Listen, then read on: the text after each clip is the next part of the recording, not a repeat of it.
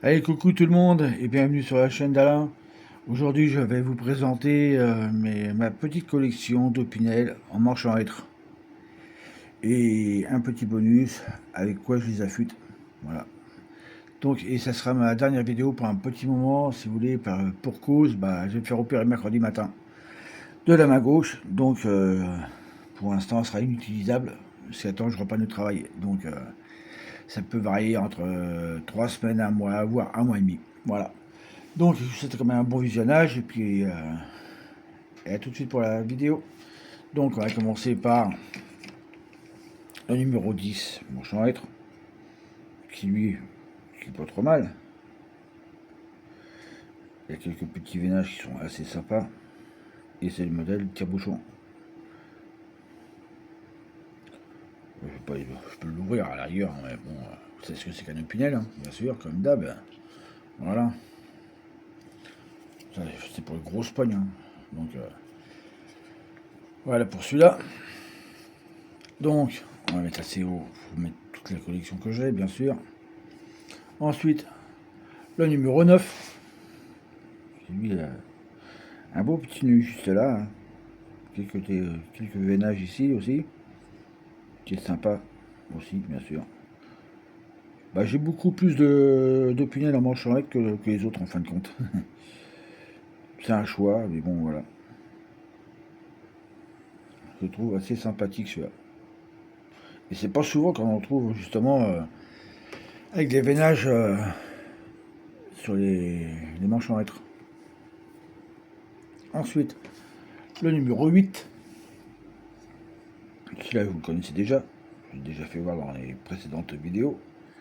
Alors celui-là, par contre, je suis tombé dessus à tout hasard. Bon, chez mon côté, si vous voulez, c'est un cordonnier qui il fait un petit peu de tout en même temps. Il fait des clés et puis il vend des couteaux.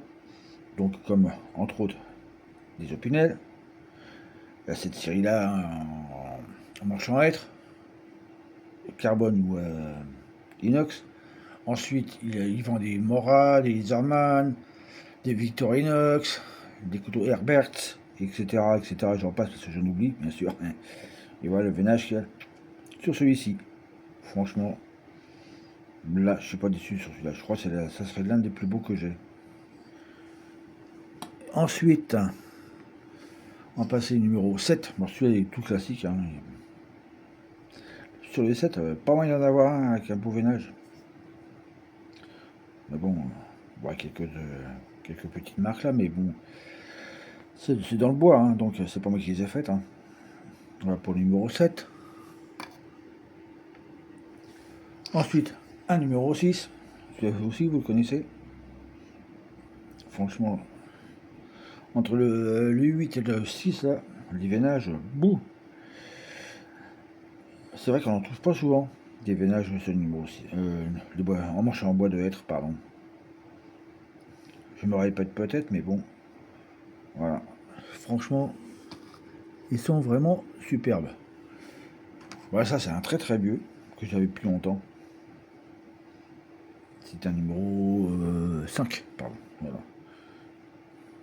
C'est marqué premier choix Opinel, la main couronnée. Comme on peut le voir, il y a quand même un peu de vécu. Donc,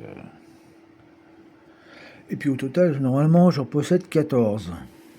Mais je vais vous faire voir déjà toute la collection que ce que je préfère mettre en manche en être en représentation.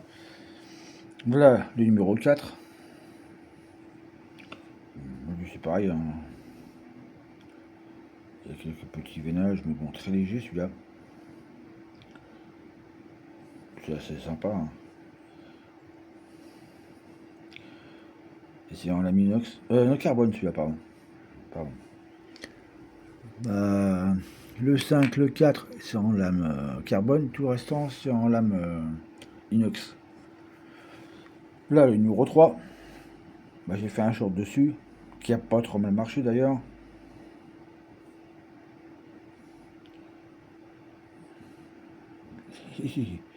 Il y a quand même pas mal de petits vénages hein, sur celui-là, sur le numéro 3. Et le petit dernier, le numéro 2.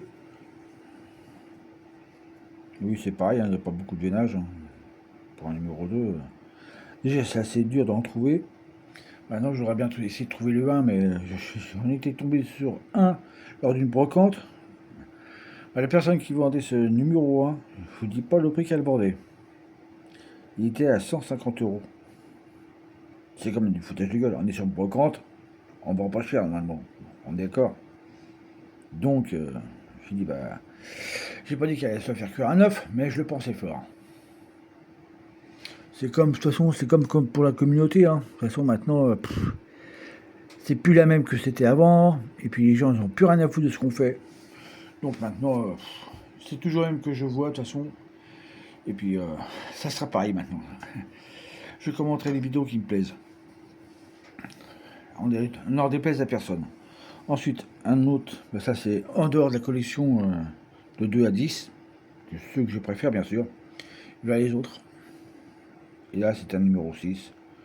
Voilà le petit veinage qu'il a celui-là aussi. Je crois que c'est celui-là, il me semble. Ouais c'est ça, en lame carbone. Vous avez vu le dessin que j'ai fait dessus. Là je l'ai fait à la moutarde. Là il est un peu prononcé parce que je l'ai laissé traîner un peu plus longtemps. C'est tout, voilà. Là pour celui-là. Ensuite, on va mettre ça ici. Voilà. Encore un numéro 6, qui lui est en lame inox. Allez, il est comme le numéro 9, sauf que lui il a le nœud en bas et l'autre il a le 9, il a en haut. Voilà. Pour ça je les aime bien tous les deux là. On va le mettre comme ça, à côté de son grand frère. Voilà. Ça, c'est un très vieux Opinel qui appartenait à quelqu'un de très cher, que j'ai retapé bien sûr. C'est une lame qui est très très vieille. La lame était à moitié défoncée, je l'ai refait un petit peu. Le manche était pas terrible non plus. Donc voilà. Celui-là a une grande valeur à mes yeux. Ensuite, encore un autre. Allez, pas déjà. Un numéro 8. C'est bien. Le petit veinage qui est sur celui-là, il aime bien. Il est sympa. On va le refermer pour ne pas se couper. Et bing, ça continue. Aujourd'hui, c'est pas ça. Celui-ci, c'est assez récent. Hein, je crois qu'il doit avoir peut-être à 3 mois, peut-être, voire plus. C'est un manche en lettres, bien sûr, avec un tout petit veinage là. Avec, en même temps, une rose des vents dessus. La particularité de cette lame, c'est une lame inox, bien sûr. Il y a une gravure laser avec une règle dessus. J'espère qu'on va bien la voir. Oui, c'est ça. On la voit bien. Voilà pour celui-là. Donc celui-là, j'aime bien aussi. Ensuite, le plus vieil opinel que j'ai en manchette, c'est celui-ci. Bah, celui-là aussi, vous le connaissez. Hein. Il appartenait à mon papa. Comme quoi, il a bien travaillé celui-là. Hein. Là, il n'est plus comme les autres. Et puis, il y a quelques petits vénages sympas aussi. Hein. Voilà. Une tache là, j'aime bien. Ça... Il est pas mal celui-là aussi. Et bing, bon, c'est pareil, il reste pas comme ça. Il y a celui-ci aussi. Un manche en lettres. Voilà, déjà 9 minutes. Oh là là. Ça passe vite le temps. Ça passe très très vite. Bon, tu fais de pointe, toi. Et celui-ci, c'est un vieux aussi. Et comme on peut le voir, c'est une ancienne virole. Qu'on peut pas bloquer la lame fermée. C'est marqué numéro 8, virobloc breveté. Là, je l'ai aussi sur une brocante pour une bouchée de pain. J'ai pas payé cher. C'est rare de tomber sur des beaux opinels. Le dernier en date, celui-là, c'est pareil. La marque est, elle est rouge. On peut bloquer la lame en position fermée ou ouverte. On peut le bloquer la lame aussi dans les deux positions, droite-gauche. Et c'est un vieux marquage avec marqué inox sur le côté. Voilà. Je crois que c'est, il me semble, hein, de mémoire, Fred André, il avait fait voir ça aussi dans ses vidéos. La famille d'Opinel qu'il avait. Et bien sûr, le tout accompagné d'un petit stylo manche en hêtre. Voilà. On tourne. Voilà pour celui-là. Et le matériel que j'utilise pour affûter. Donc, c'est une Fakniven DC4, c'est-à-dire que DC4 ça veut dire côté diamant, côté pierre. Bon, c'est quasiment la même que celle de Jean-Luc, sauf que moi, c'est pas une céramique, c'est du diamant. Et bien sûr, ce côté-là, on peut s'en servir comme pourquoi vous pouvez le voir, j'ai mis de la pâte dessus pour fignoler. Ça, je l'emmène quand je sors en randonnée au cas où, et avec un petit cuir fait par mes soins. Sur un petit morceau de bois. C'est tout simple, ça pèse rien. Sinon, il y a cette pierre là aussi, une très belle pierre. Ça, il va falloir que je la nettoie aussi quand même un petit peu. Jean-Luc, si tu passes par là, tu peux me dire des grains à peu près comme ça à voir, comme ça sur en image. Je te remercie. Et celle-ci aussi. Ça, c'est une très belle pierre que j'ai récupérée chez mes beaux-parents qui sont plus là. Voilà, une Norton, je sais pas si c'est une bonne marque, j'en sais rien.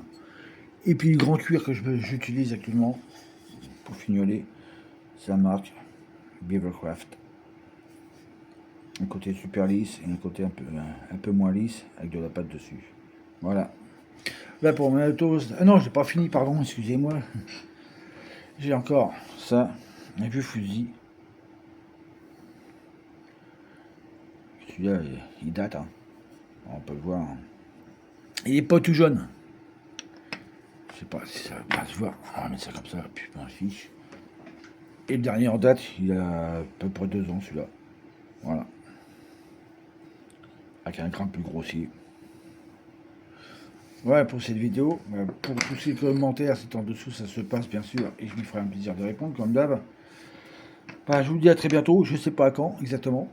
Tout dépend de l'état de ma main, comme elle ira ou pas. Parce que ouvrir des couteaux à deux mains, ça peut être pratique.